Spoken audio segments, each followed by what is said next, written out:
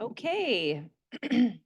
Over 20 years ago, Chuck Hansen had the vision to create the Riverside International Friendship Gardens.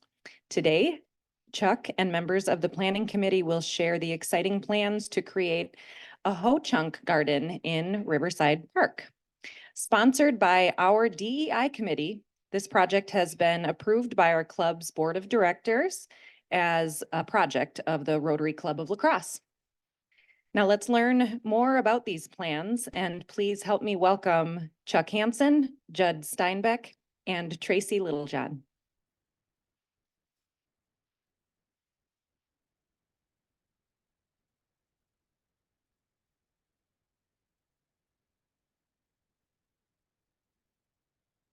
Well, good afternoon, everyone. This is really a fun time to present to you what I think is going to be a very important and exciting project for the city of La Crosse.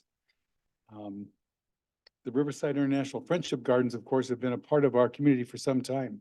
I'm curious, just a show of hands very quickly, all of you who have been down to the gardens at one time or another.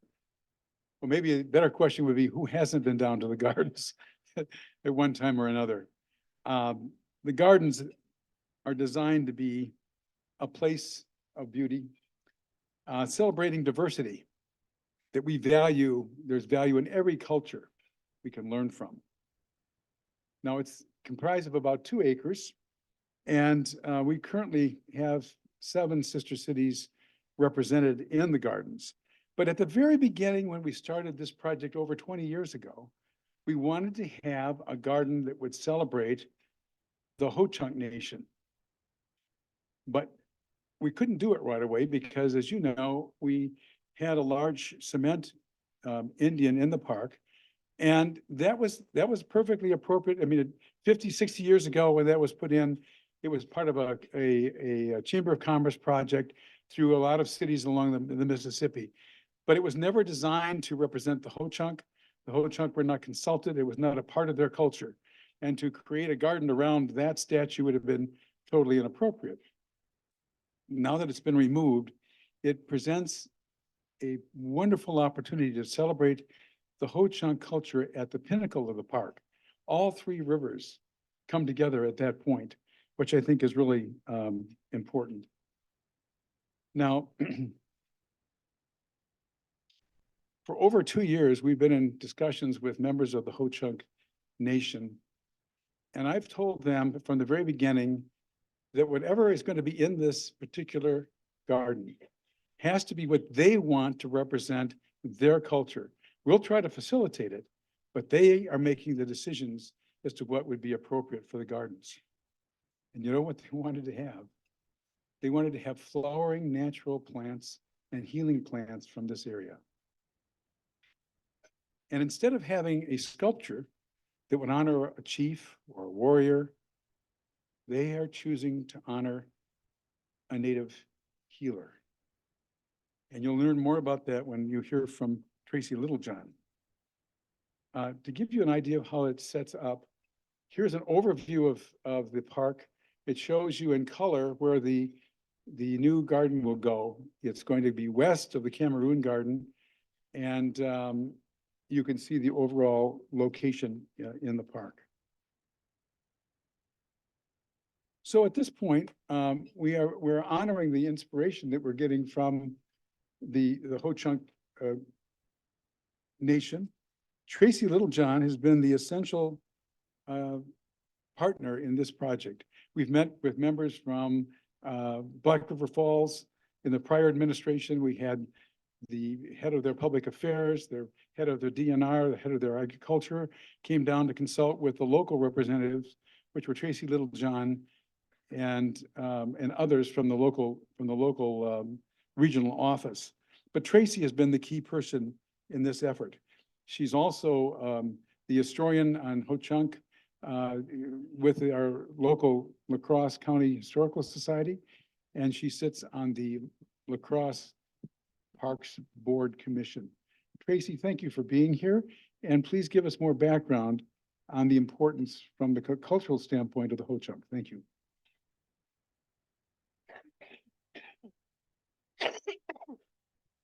I'm hoping you can hear me.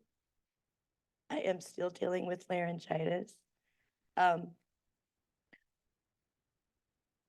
for me, that specific section of the park, some of you may or may not know that I had a very long route regarding the previous statue that was there. So when Chuck approached and was talking about where this would be, I was like, that's the perfect replacement for what was there. And it's actually my colleague, Henry, who first mentioned Betsy Thunder. And her role as one of our healers was just, I thought it was perfect. Betsy, who was actually her father was a Decorah. She married a Thunder. She lived in the Black River Falls area, but she was well known for her healing abilities. She was also very well respected by the non-Ho-Chunk community members in that area. She would often be providing medicine to the other settlers and residents of that area, and for that is what she was well known for. The concept on the right of her sitting was kind of this idea of her sitting and saying, what for us, we'd be saying meh, which is like, here, take this. And for her to be doing that in the garden where there is so much activity, that section of the park is being next to the lacrosse queen. It's well visited. And also the fact that that's also a spot that is historically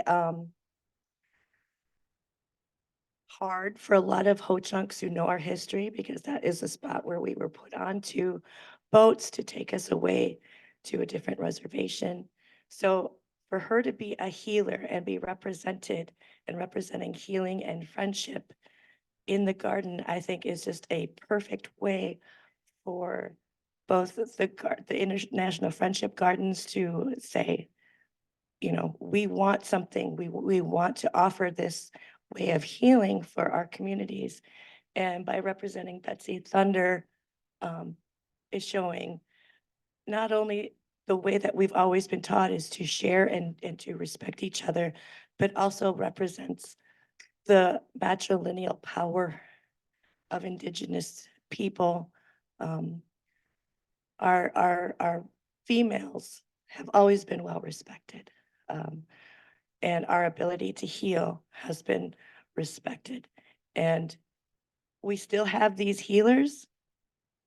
But I loved the idea of using Betsy as kind of our center point. And just as a way to represent all of the Ho-Chunk people who have been here and to provide the sense of healing and friendship. Another aspect that's going to be here, and I would like Judd to be able to talk about the artist for these marker trees as well. Marker trees are something that have been used by Native people in woodland areas for millennia. And it would be done when a tree is young, and it would be, they would use ropes to tie it down so that it would grow a specific way. And then they would point them in a specific way so that they were actually directional points for people as they were walking through. Most marker trees are now gone because they do have a lifetime. Very few are left, especially in Wisconsin. I do know that there's still one in La Crosse County, but it is on private land. Judd, if you want to head up here right now and just talk about the marker tree monuments.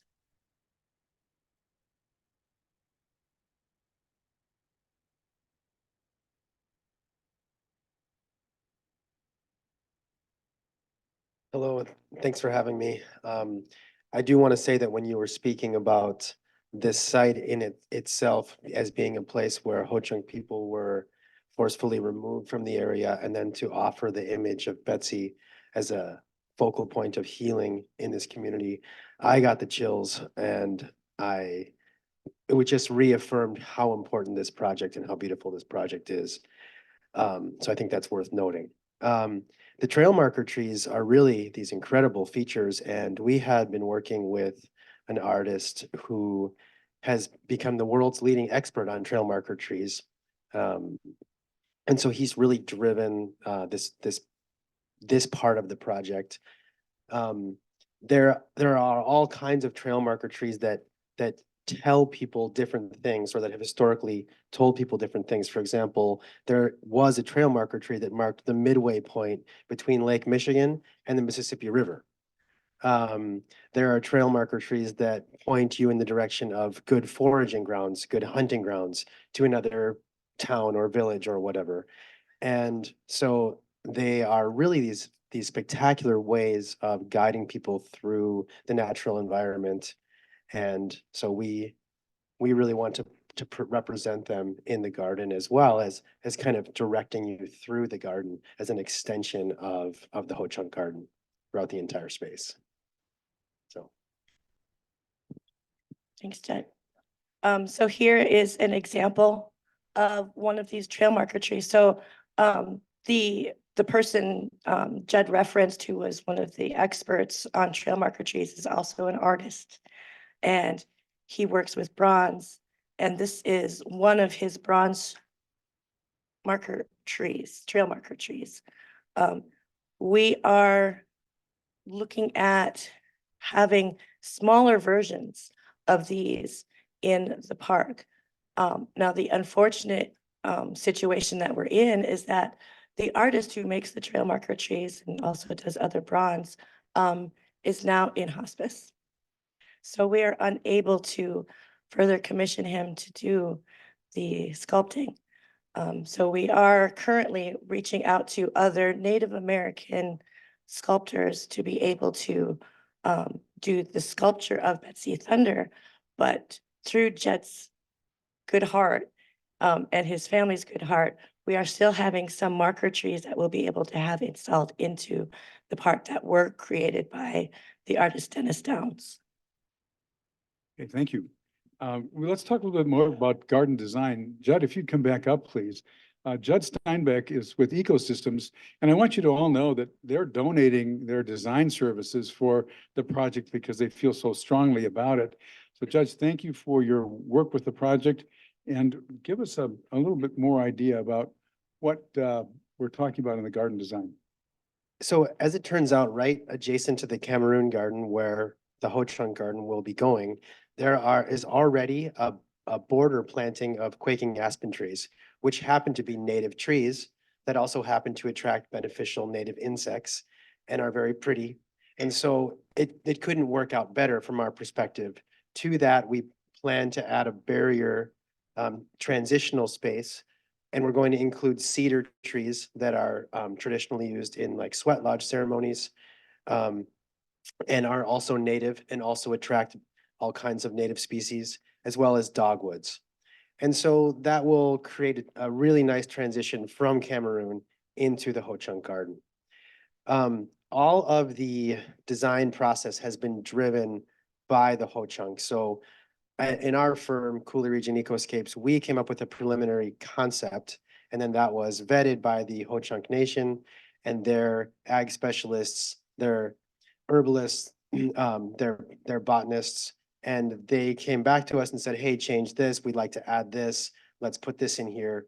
And basically what we have in the garden then is an entire season of blooms, beautiful colors, and a lot of biodiversity, and then plants that can also be used for medicinal purposes or for traditional purposes, and that also will attract a lot of other beneficial native organisms to the space. So that's basically what we have going in there. We also will be designing custom-built stone benches out of limestone, which is the stone that Ho-Chunk people would have worked with because it's here. Now, of course, in Black River Falls, there's granite and other things, but in this region, we have limestone. And then the pathways through the garden will be laid out in the following way. So there is, as we've discussed before, one of the things we do in the gardens, in the Friendship Gardens, is we have a pathway that is of the same material in every single garden. Exemplifying that there are certain things that unite all of us as human beings, no matter where we come from. And then in each garden specifically, we have a different kind of pathway material that comes off of that main artery. And in this case, we're hoping to install native limestone pathways that are accessible and barrier-free. So again, you had already seen this layout in a broader view, but this is how the garden lays out. Betsy will be right here. There'll be a trail marker in the upper right-hand corner there. And then we'll have walking paths so that you can interact with all the spaces in the garden.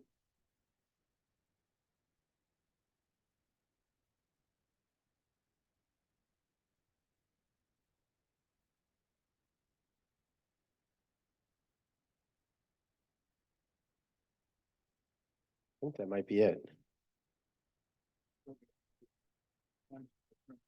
Oh, it must have gotten left out somehow. I thought I remembered seeing it as well. We had a picture of the limestone. Imagine beautiful cut limestone that you can pass a wheelchair over or that is free of trip hazards as you go through these native plant gardens that are blooming at all times. Thank you. Thanks, everyone.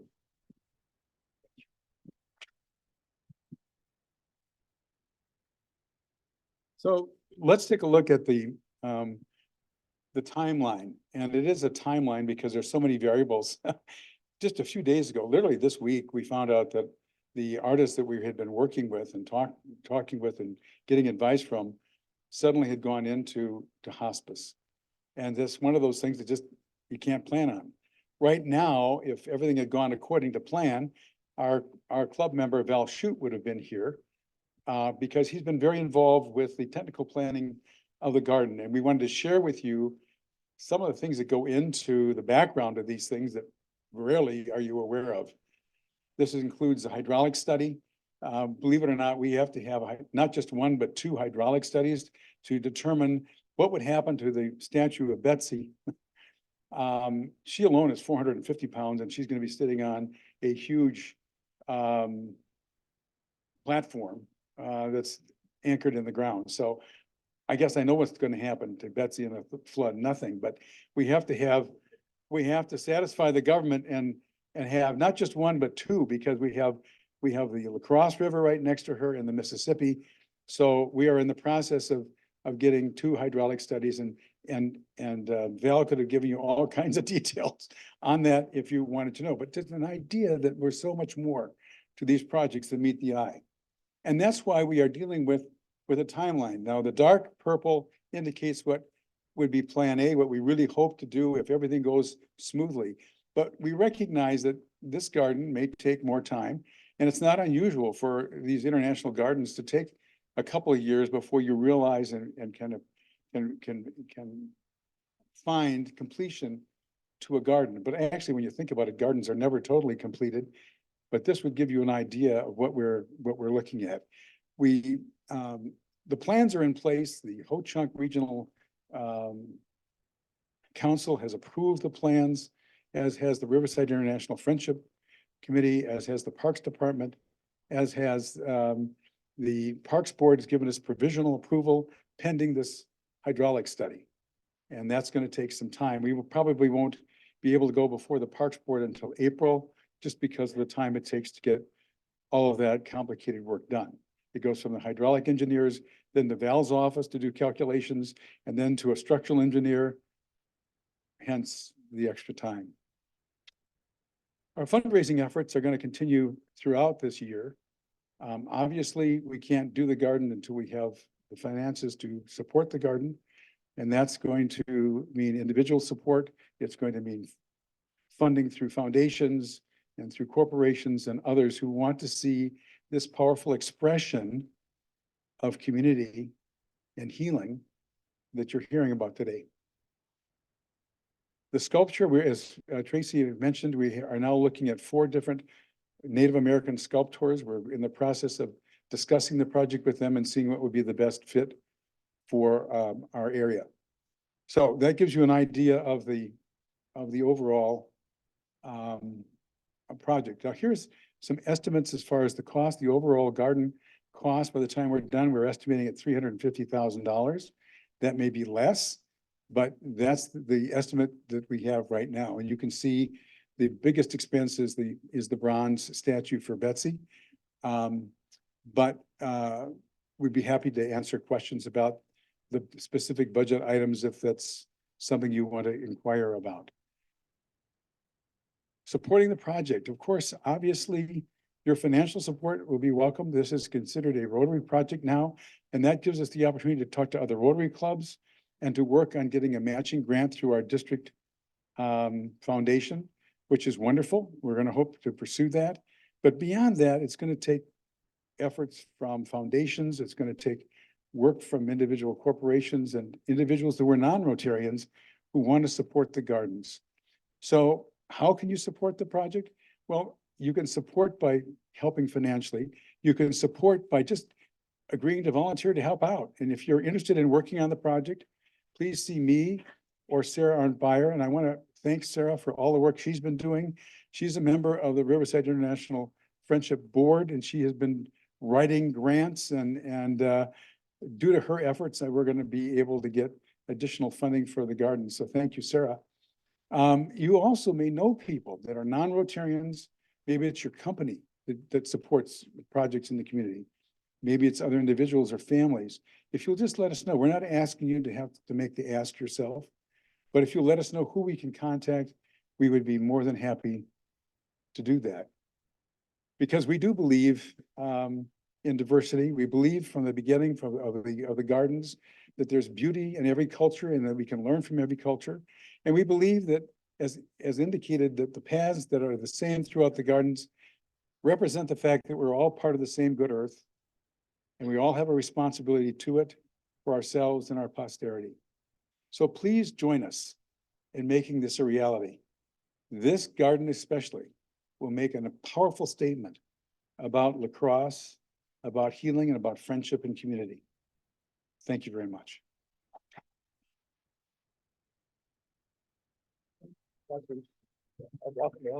We got time for some questions, so I'd walk the mic around if anybody's got any. Roz?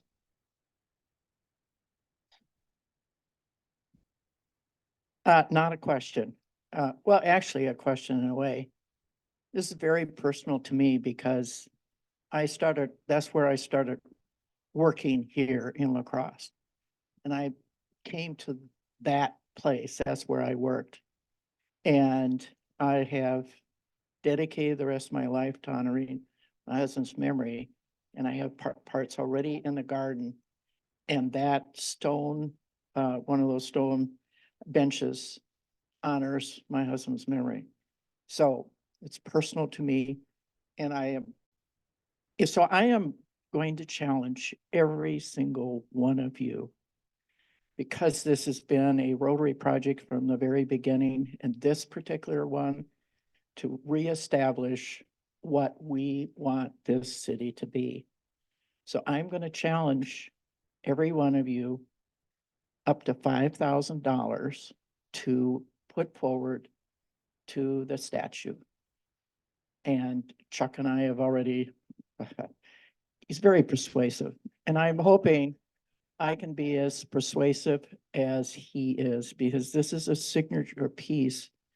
This establishes this city is honoring who came before and who deserves to have that honor.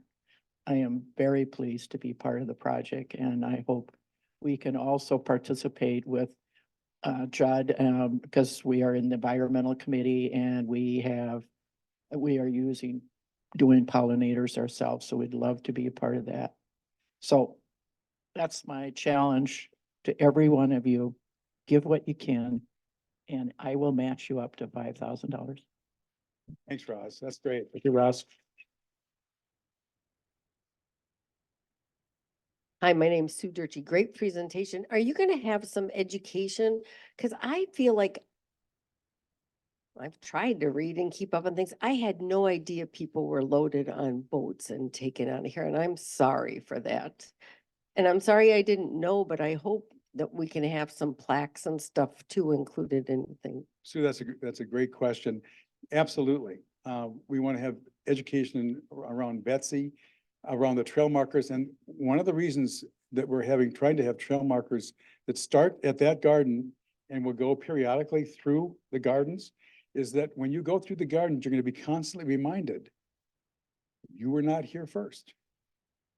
And we're going to have education along with each of those trail markers and also in the garden itself. So yes. But that's- exactly what happened, because I get we weren't here first and Yeah. you're still here. And you've survived, but I want specifics. People don't know the specifics, and that would be so wonderful.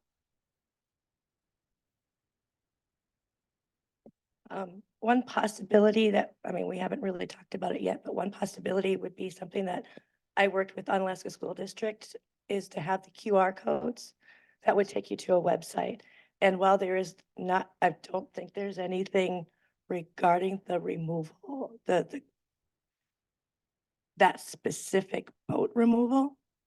I have resources that I can compile if we decide to create or direct a QR code to a specific website that helps with the educational value. Oh, yep. Chuck, I assume this is a 501c3.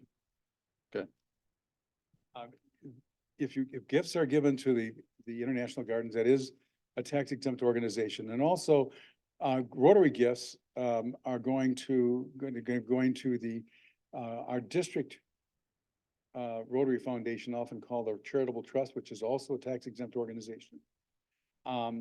So gifts from Rotary, we are kind of designating there because if we can get the amount is not great. It's like $15,000 that more than 3 clubs contribute to, 3 clubs or more. That allows us to get a matching grant up to $14,500 from the district. That's not going to be enough to do the project, but that's why we want to identify Rotary gifts through the district foundation, and that's the address that's written on the slide. And these slides, as I understand it, will be part of the newsletter. Nikki, is that right? The website. Okay, there'll be information on the website. Thank you. Thank you, Tom. Other questions? Yeah. Tim? Hi, with regard to the plants that you're putting in here, putting in healing plants and other plants that are, is this gonna be a participation or people coming through and gonna harvest some of those plants for their own use, or is it not?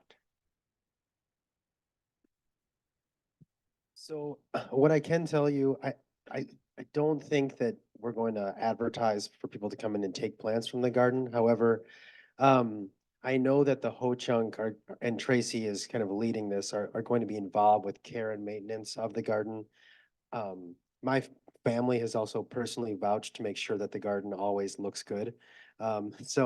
So we'll be involved with the care and maintenance, and there likely will be some work that you all do in terms of harvesting some things, but we're not going to advertise to the public to take things out, if I understand. Okay, I'm getting head nods. Awesome. Thank you so much for the program. It was wonderful.